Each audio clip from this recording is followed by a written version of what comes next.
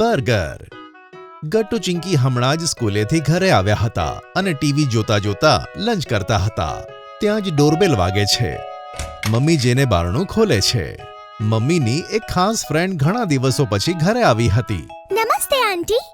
નમસ્તે બાળકો, કેમ છો તમે બંને? અમે ખૂબ સરસ છીએ આંટી. આંટી અમે મજામાં છીએ. આંટી સાથે તેમની દીકરી પીહુ પણ આવી હતી. પીહુ, ચાલ બધાને હેલો બોલ. Hello aunty. હેલો ગટ્ટુ ભૈયા. હેલો ચિંકી દીદી. હેલો પીહુ, અમારી સાથે આવીને બેસને. સાથે ટીવી જોઈએ આવ. પછી મમ્મી અને આંટી એકબીજા સાથે વાતો કરે છે અને ગટ્ટુ ચિંકી અને પીહુ ટીવી જુએ છે. થોડી વારમાં મમ્મી આવીને ગટ્ટુ અને ચિંકીને કહે છે, બાળકો, હું અને આંટી શોપિંગ માટે જઈએ છે. તમારે થોડી વાર માટે પીહુનું ધ્યાન રાખવાનું છે. અમે 3-4 કલાકમાં પાછા આવી જઈશું. ઓકે? સારું મમ્મી, અમે મળીને પીહુનું સરસ ધ્યાન રાખીશું. હે ને ચિંકી? હા જરૂર. મમ્મી તમે આરામથી શોપિંગ કરી આવો. ઠીક છે બાળકો. અને હા, આવતી વખતે હું તમારા માટે આઈસ્ક્રીમ લઈને આવીશ. યે! Okay mummy. પછી મમ્મી અને આંટી જાય છે. થોડી વાર તો ત્રણે બાળકો મળીને ટીવી જુએ છે. પણ પીહુ થોડી વારમાં તો કંટાળી જાય છે અને તેને ભૂખ પણ લાગે છે. ચિંકી દીદી, મને ભૂખ લાગી રહી છે. ઓહ, હા તો પીહુ, હું તને હમણાં જ ખાવાનું આપી દઉં છું. મમ્મી આજે ટેસ્ટી ખાવાનું બનાવ્યું છે. ના, મારે ખાવાનું નથી ખાવું. મારે તો બર્ગર ખાવું છે. શું? બર્ગર? અરે પણ અમે બર્ગર ક્યાંથી લાવીએ? ના, મારે તો ફક્ત બર્ગર જ ખાવું છે, બીજું કંઈ નહીં. પછી પીહુ બર્ગરની જીદ પકડે છે. ત્યાં જ ડોરબેલ વાગે છે. ગટ્ટુ જઈને જુએ છે તો ગેટ પર પપ્પા હોય છે. અરે પપ્પા, તમે આજે ઘરે જલ્દી આવી ગયા? હા ગટ્ટુ, આજે મને હાફ ડે મળી ગઈ એટલે જલ્દી આવી ગયો. પપ્પા પીહુને રડતા જુએ છે તો પૂછે છે કે શું થયું. ત્યારે ચિંકી કહે છે, જો ને પપ્પા, આ પીહુ માની જ નથી રહી. હવે અમે તેને બર્ગર કેવી રીતે ખવડાવીએ? અરે તો શું થયું બાળકો, તેને જો બર્ગર ખાવું છે તો ઠીક છે, ચલો તેના માટે બર્ગર જ બનાવી દઈએ. હવે તો હું આવી ગયો છું ને, તો હવે આપણે સાથે મળીને બર્ગર બનાવીએ. બસ પછી શું હતું, ગટ્ટુ, ચિંકી અને પપ્પા કિચનમાં જાય છે અને કામે લાગી જાય છે. ગટ્ટુ, તું બધા ઇન્ગ્રેડિયન્ટ્સ નીકાળીને આ જગ્યાએ મૂકતો. ઓકે પપ્પા. અને ચિંકી, તું મને બતાવતો આજે બર્ગરમાં કયા કયા સોસીસ નાખવા છે. પીહુ, તું પણ બતાવતો બેટા, તારે કેવું બર્ગર ખાવું છે. અંકલ, હું સ્પાઈસી બર્ગર નહીં ખાઈ શકું, તો તમે કોઈ સ્પાઈસી સોસ ના નાખતા પ્લીઝ. ઓકે પીહુ, તો હું ચીલી સોસ હટાવી દઉં છું. અચ્છા કે તને તંદૂરી મેયોનીઝ તો ગમે છે ને? હા હા, તે તો મને બહુ ગમે છે, તે જરૂર નાખજો. પપ્પા, આ લો, હું બન અને વેજીટેબલ્સ લાવ્યો છું અને બટર પણ. Very good Gattu. પીહુ અને ચિંકી, મેં બટાકા બાફ્યા છે, તમે બંને મળીને તેને છોલો તો. ત્યાં સુધી હું શાકભાજી કાપું છું. ગટ્ટુ, એક કામ કર, આ માયોનીઝ અને ટમેટો સોસ મિક્સ કરીને પોતાના વાળો ટેંગી સોસ બનાવ. ઓકે પપ્પા. આ લે પીહુ, તું આ વટાણા ફોલી દે, ત્યાં સુધી હું બટાકા છોલું છું. આ રીતે ગટ્ટુ, ચિંકી, પપ્પા અને પીહુ બર્ગર બનાવે છે. ચિંકીની નજર પીહુ પર જાય છે. પીહુ, હું જોઈ રહી છું કે તું વટાણા ફોલવા કરતા વધારે તો ખાઈ રહી છે. અરે સોરી. પછી પપ્પા આલુ પેટીને પેનમાં ફ્રાય કરે છે. પપ્પા, શું આપણે પેટીને ડીપ ફ્રાય નહીં કરીએ? ના ગટ્ટુ, જો તેને ડીપ ફ્રાય કરીશું ને તો તે ખૂબ જ ઓઇલી થઈ જશે અને આટલું બધું ઓઇલ ખાવું આપણી હેલ્થ માટે સારું નથી. હા ગટ્ટુ, આપણે ટેસ્ટની સાથે સાથે હેલ્થનું પણ ધ્યાન રાખવું જોઈએ. હા, તું સાચું કહે છે ચિંકી. ઓ હા, યાદ આવ્યું. પપ્પા, તમે પ્લીઝ મારા બર્ગરમાં ઓનિયન્સ ના નાખતા, કારણ કે મને ઓનિયન્સ જરાય પસંદ નથી. ઓકે ચિંકી, હું ધ્યાન રાખીશ. ઘણી મહેનત અને વાતચીત પછી બર્ગર બનીને તૈયાર થઈ જાય છે.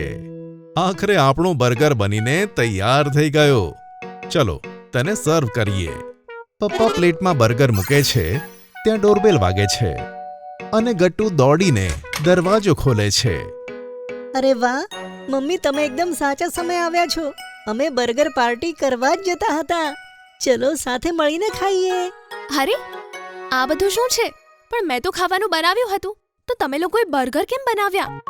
હા, પણ મમ્મી, પીહુને બર્ગર જ ખાવું હતું. તે જીદ કરી રહી હતી અને કંઈ ખાધી પણ નહોતી.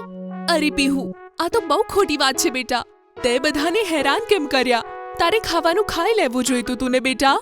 અરે નાના, એમાં હેરાની શાની? સારું જ છે ને. હવે આપણે મળીને બર્ગર પાર્ટી કરીશું. ફક્ત બર્ગર પાર્ટી જ નહીં, આઈસ્ક્રીમ પાર્ટી પણ. હું બધા માટે સ્ટ્રોબેરી આઈસ્ક્રીમ પણ લાવી છું. અરે વાહ, સ્ટ્રોબેરી આઈસ્ક્રીમ તે તો મારી ફેવરેટ છે.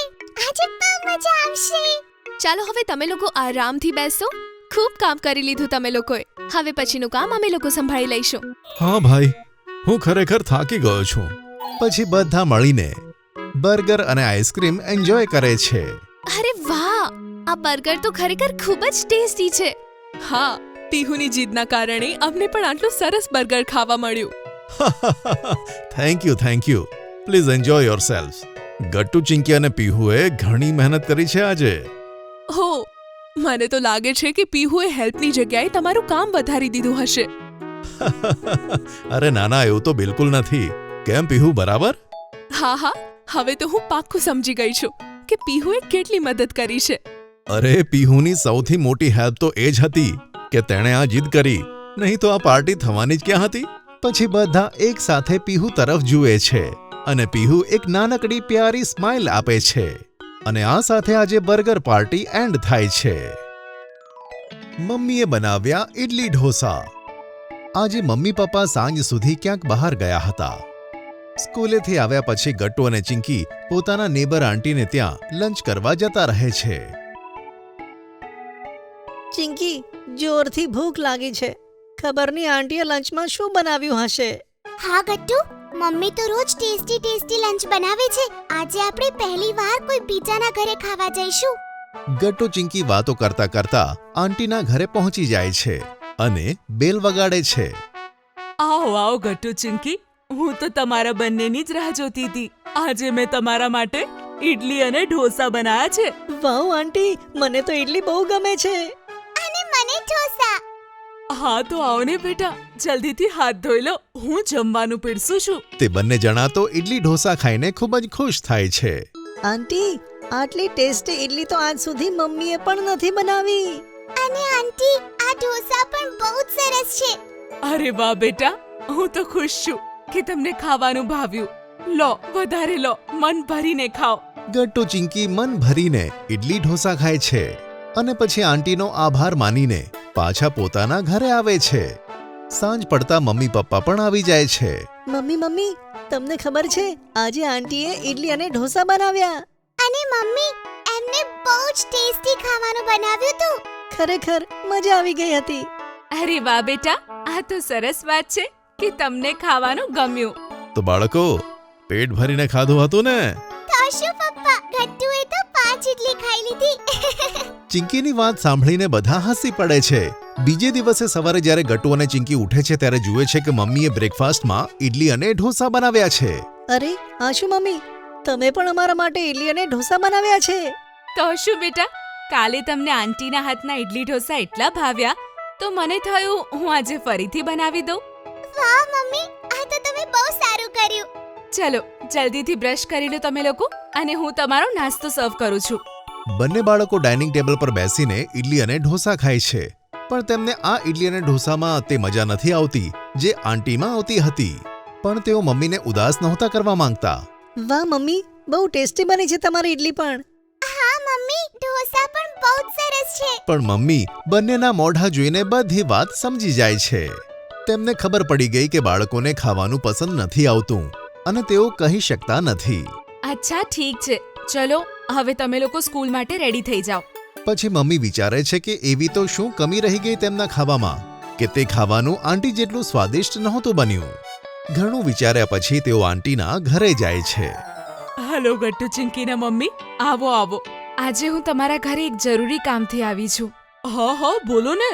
તમારાથી તમારા ઇડલી ઢોસાની રેસીપી માંગવી હતી. જ્યારથી ગટ્ટુ ચિંકીએ તમારા ઘરે ઇડલી ઢોસા ખાધા છે ત્યારથી એ લોકો બસ વખાણ જ કર્યા કરે છે. ઇનફેક્ટ મેં પણ એમના માટે ઇડલી ઢોસા બનાવ્યા, પણ એમને એટલા ના ભાવ્યા. અરે રે, એ તો એટલા માટે કે હું મારા ઇડલી ઢોસામાં અમુક સ્પેશિયલ મસાલા નાખું છું. ચલો હું તમને શીખવાડું છું. પછી આંટી પોતાની સ્ટાઇલમાં મમ્મીને ઇડલી ઢોસા બનાવતા શીખવાડે છે અને મમ્મી ઘરે પાછા આવે છે. અરે મમ્મી ક્યાં ગયા હતા? કઈ નહીં ગટ્ટુ બેટા, તમારા બંને માટે એક સરપ્રાઈઝ છે જે તમને કાલે સવારે મળશે. વાહ મમ્મી, મને સરપ્રાઈઝીસ બહુ જ ગમે છે. હા બેટા, તો બસ કાલ સવાર સુધીની રાહ જુઓ. પછી બધા સૂઈ જાય છે. સવારે મમ્મી આંટીની બતાવેલી રેસીપી પ્રમાણે ફરી એકવાર ઇડલી અને ઢોસા બનાવે છે. થોડી જ વારમાં આખા ઘરમાં ઇડલી અને ઢોસાની સુગંધ ફેલાય છે. અરે વાહ મમ્મી, આટલી સરસ સુગંધ શેની આવે છે? ચિંકી, મને તો આ સુગંધ કંઈક જાણીતી લાગે છે. અરે હા ગટ્ટુ, મને પણ. બેટા, આજે મેં ફરીથી ઇડલી ઢોસા બનાવ્યા છે, પણ આ વખતે મેં આંટીને પૂછીને એકદમ એમની રેસીપી ફોલો કરીને બનાવ્યા છે. ચલો ટેસ્ટ કરીને કહો કેવા બન્યા છે. પછી ગટ્ટુ અને ચિંકી એક્સાઇટેડ થઈ જાય છે અને ઇડલી અને ઢોસા ખાય છે. અરે વાહ મમ્મી, આ તો આંટી કરતા પણ મસ્ત બનાવી તમે. સાચી મમ્મી, મજા